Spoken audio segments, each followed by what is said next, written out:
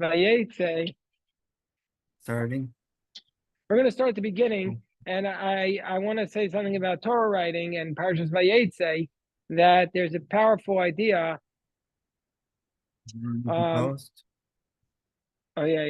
Powerful idea that when you write the Torah, that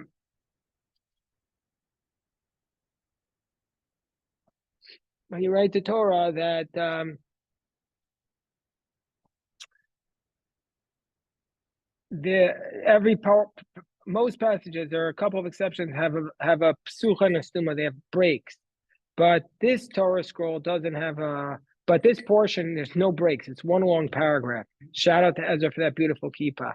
Vayetzei, and you look in the Torah, there's no breaks in it. There's 0 breaks in Vayetzei. So why is it that Vayetzei has no breaks? So I saw an answer. I want to share with you this answer. Hold on one second. Okay, I saw this powerful answer in Vayetzei. The answer is from the Sfas Emes. He says, the reason is the Torah is hinting to the fact that Yaakov, when he left the land of Israel, he never stopped thinking about it. He never stopped thinking about it until he returned. As it says at the end of the parasha, Vayifkeu bo malachei Elokim, the angels of God met him. Meaning to say, he never stopped thinking about it. And that's what Rebecca says. She says you should stay there, yamim achadim. Meaning to say, all your days that you're there will be in achdus u'dveikus, that they'll all be completely connected to God, and so he was always connected to the land of Israel when he was out of there, and that's what he says. If God will be with me, means to say that I never will depart from my place there. So this is the opening passage. You see that this is a departure from the land, but he physically departed, but he never departed. Yes. What is that? Yeah, what are you showing me? This is a card. And there were 10 other things. What does the card say? I can't see, a very bad eyesight. This is a picture of the temple, and it says 10. Oh, beautiful. Where'd you get this? Oh, you found it 50 years ago? There are 10 things that happened on the Temple Mount. Jeff has a little picture. And the 10 things are the first temple and the second temple. The third thing that happened was the dream of Jacob. That's in this week's portion. Number 4 is the binding of Isaac. Number 5 is it's hard to read. Number 6 is here we go. God created Adam and Eve there, and Adam brought a sacrifice there. Noah built an altar there after the flood. Hashem transported Bnei Yisrael there on clouds from Egypt to sacrifice the first Paschal lamb on 14th of Nisan, and then they returned to Mitzrayim that night. The third base of Mikdash will be built there.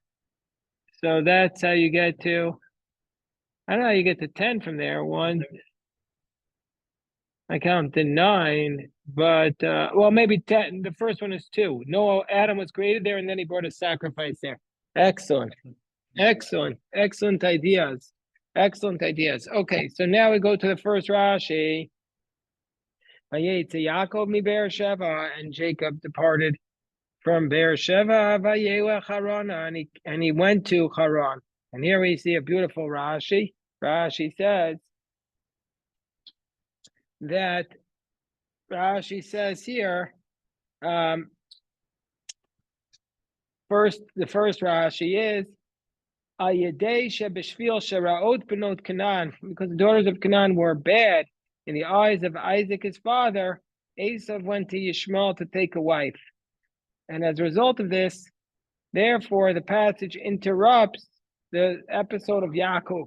It says Esav saw because he was blessed, and then it goes back. Basically, the verse is Rashi is telling us how come we interrupted our narrative to talk about the daughters of Canaan, and so that's why it was going on.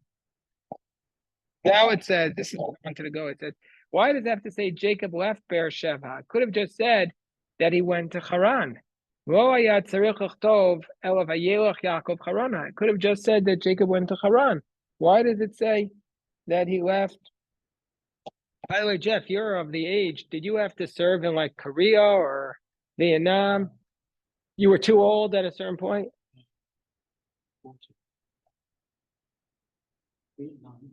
So you were too old by then.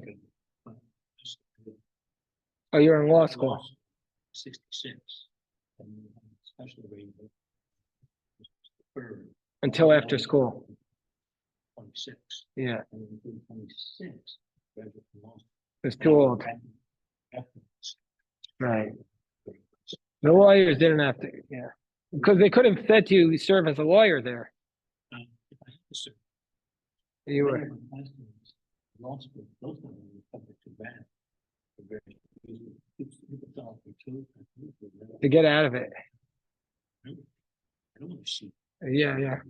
Okay, so then the verse says it should have only mentioned that he went to Haran. Why does it mention that he departed? This tells us that the Yitzias Tzadik min hamakom osa roshem. It tells us that when a tzaddik departs from a place, it makes a mark. When a tzaddik is in a place, everybody knows. But when the tzaddik departs from the place, it makes a mark. Because when the tzaddik is in the city, let me take it up.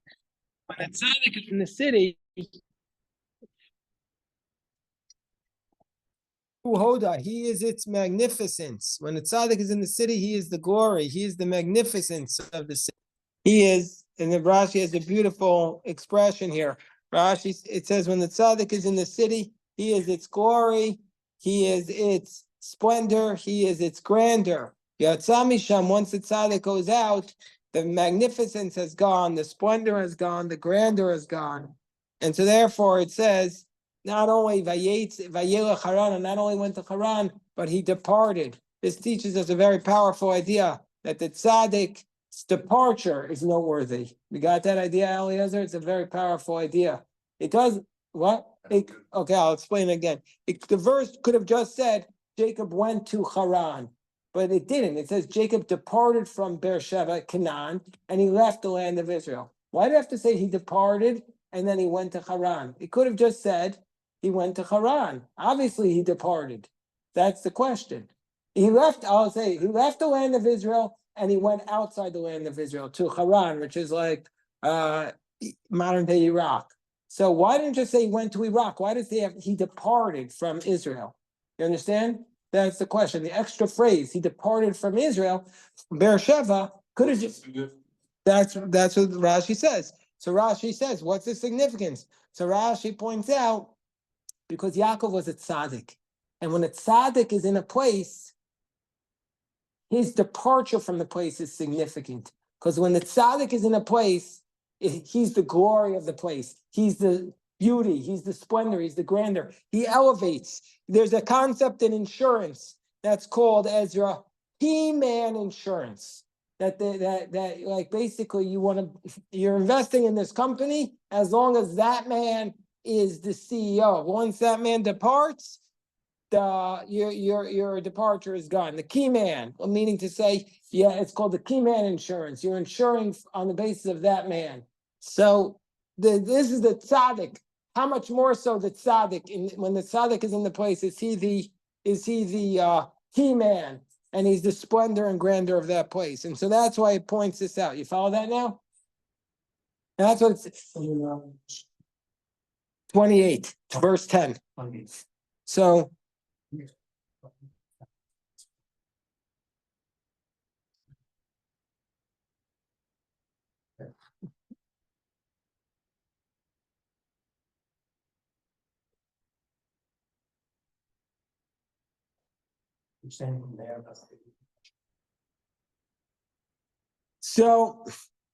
the Kedushas Levi explains this Rashi as follows. He says, the Kedushas Levi explains this Rashi as follows. He says, normally when you leave the land of Israel, it says, here it says he departed, because the tzaddik, there's another aspect to the tzaddik. the tzaddik took the splendor and the glory with him.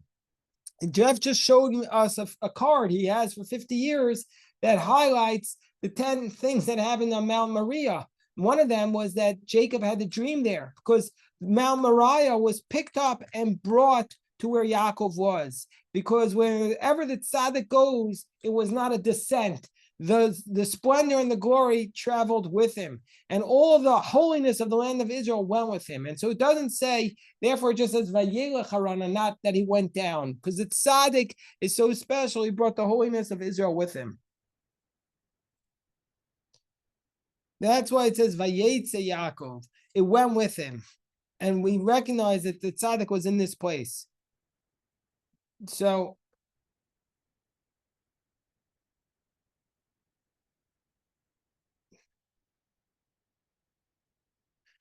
There's a phrase here.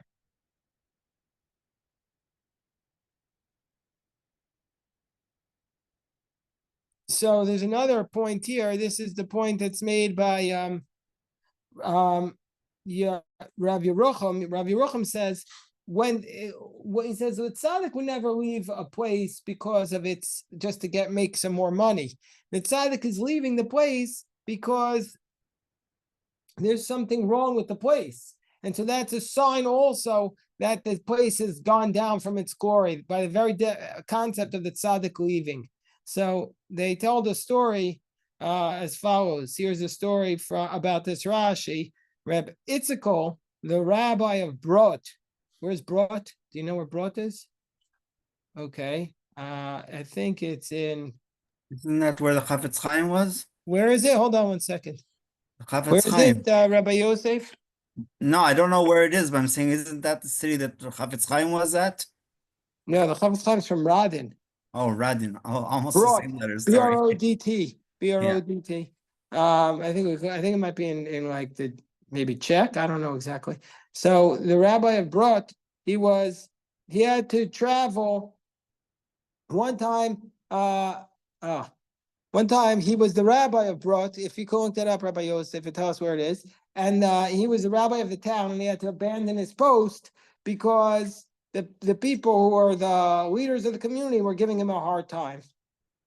The board was giving this rabbi, this tzaddik, he was the father-in-law, he was the mechutin of the Noda Yehuda, and he had to abandon his town. So on the eve of his departure, the entire community came, Reb David, to separate from him. They gave him a lot of honor, and they were very sad that the rabbi was leaving the city. So the rabbi said to them,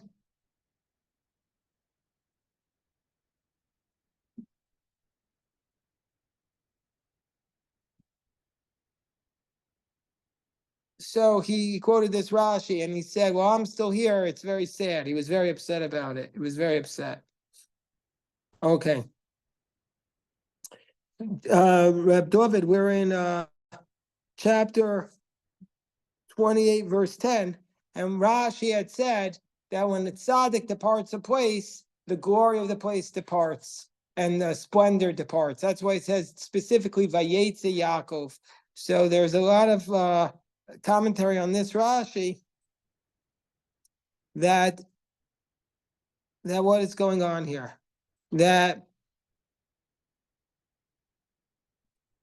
a lot of deep ideas. Okay. So now we're up to the next Rashi I want to talk about is it says Vayifka b'makom, that he came to the place, and the word Vayifka, Rashi says he encountered, teaches us, says the Rashi, that the word Pegia means Lashon Tfilah, he prayed. It says Jacob came to the place and he slept there because the sun had set. He took from the stones, he put them at his head, and he slept at that place. The word Vayifka means prayer, Lashon Tfilah. Like Al Tifgabi, do not beseech me. So, and Yaakov at this point instituted the evening prayers. And the verse deviated and didn't say Vayispalal to teach us the earth contracted for him. Okay, so a couple of ideas straight in this Rashi. First of all, the word Jacob came to the place. The word Vayifkai came to the place. He just prayed in the place. The word encounter means he prayed. And what did he pray there? He prayed the evening prayer, prayed Mariv. So why doesn't it say that he prayed? Why does it say encountered? So Rashi says it's to teach us the idea. It's to teach us the idea that the whole land contracted to help him get to where he was going. That is, his journey was shorter, and so therefore, instead of using the word prayer, it says pigia. He came there quicker. I always feel like we should say that it means that prayer at its source is an encounter. That it's an encounter. What does an encounter mean, Moshe? What does it mean to encounter? Encounter, like running, Like you're meeting. Yeah. It's like a meeting. It's like also an encounter is Exactly between meeting and an engagement. right. Exactly. Encounter means like it takes two to encounter. conversation. You're in conversation. Prayer is not like we're not making a request from God. That's one way to understand prayer, that we're sitting there making our requests, but encounter is like a loving relationship. Right? We come upon, we're like embracing. It's like an embrace. The word pagia implies like an intimate relationship, whereas the word prayer it implies like judgment of ourselves, and also like it implies subservience, as opposed to encounter, which is very intimate. Like you encounter someone you love, unless it's a hostile encounter. But here it's an encounter of love. Which God has Doesn't no Rachel use the same word for tefillah? relationship. What did you say, Jeff? I said, God is everywhere. He has no place. But encounter means there are two different Yeah, entities meet. it's very ironic you say that, because here it says he encounters in the place. That's the word in the Bible here. In the Torah is he encounters in the place. So Place here, not in the. So what? This definition encountered the place. Right. But the word is in the place. He encountered in the place, like they're using the word. The Torah is using the word in the place. So the question is why? So this is what the Rebbe Aaron of Karlin says. Jeff, I think you're very correct to read it that subtle way. The place is relevant here. That a person should pray in a place that's designated, in his place. Meaning to say, you need to have a specific place for prayer. Ideally, I mean, you shouldn't embarrass a person or kick somebody out. Ideally, you should have a specific place where you stand or sit when you go to pray. That's your place. It should be, you know why? I think this is so important, because it means to say that it's intimate. The more you go to the same place to pray, the closer you feel. It's like you're in a place of tremendous intimacy. And that's what Rav Aaron of Karlin says, that you should have a specific place to pray. I mean, obviously, it doesn't mean you need to pray in the same synagogue all the time, but it means when you're in that place, you should have a designated place where you go to pray when you're there.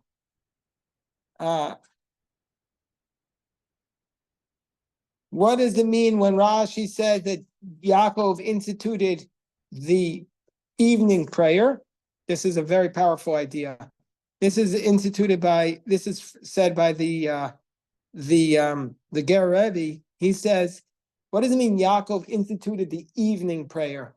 I want you to hear this, Eliezer. This is what he said, very powerful. He says, Jacob instituted that the salvation should come in the darkest moments of life, from the darkness. It's shown forth in the darkness, a light for those who are upright.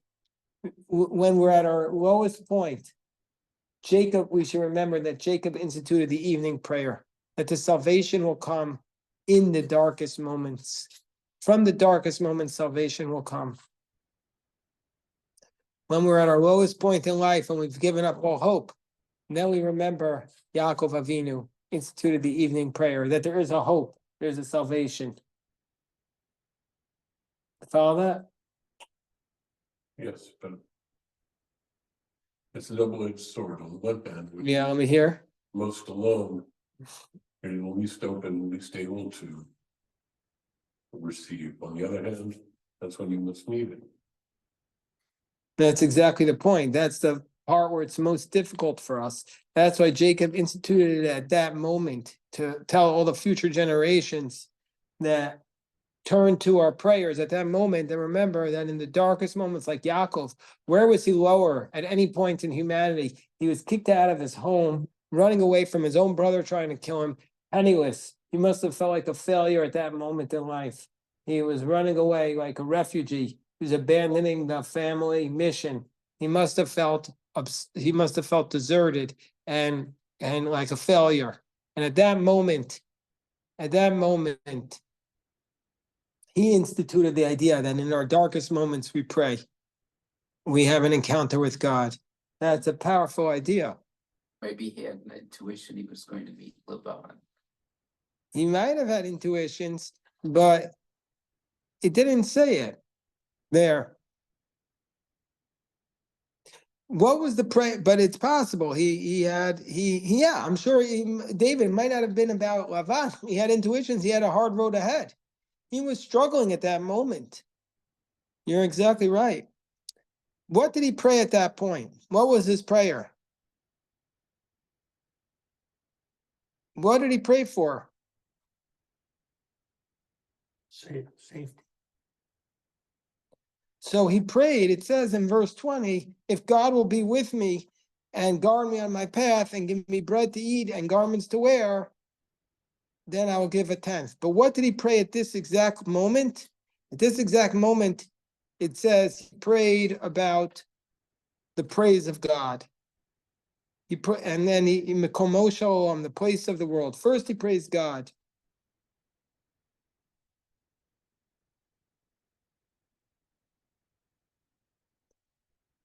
You're saying by verse 20?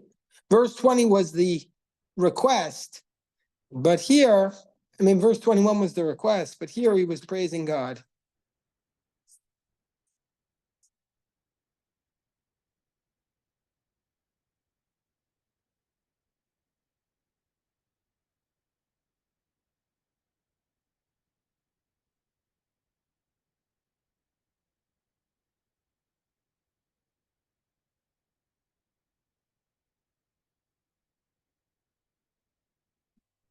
Okay, so now the Torah Tamima says as follows.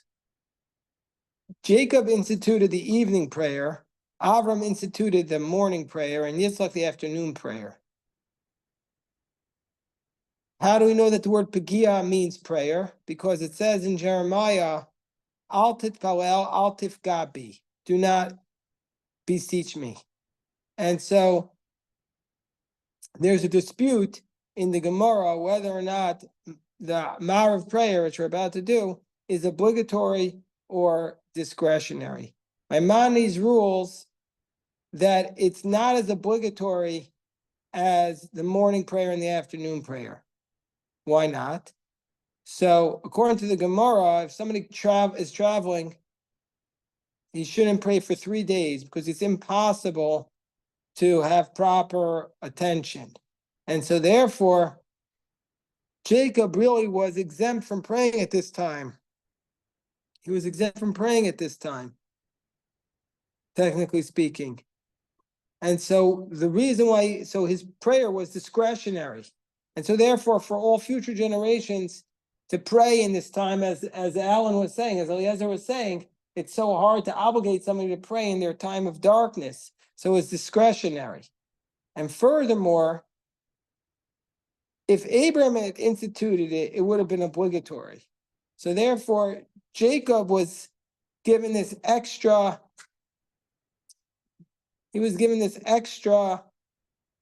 he came there without it being obligatory, and he made it optional.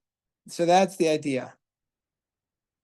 Nevertheless, even though Maimonides says it's optional, Maimonides then writes that everybody has to practice to do the evening prayer, and we accept it upon ourselves as obligatory.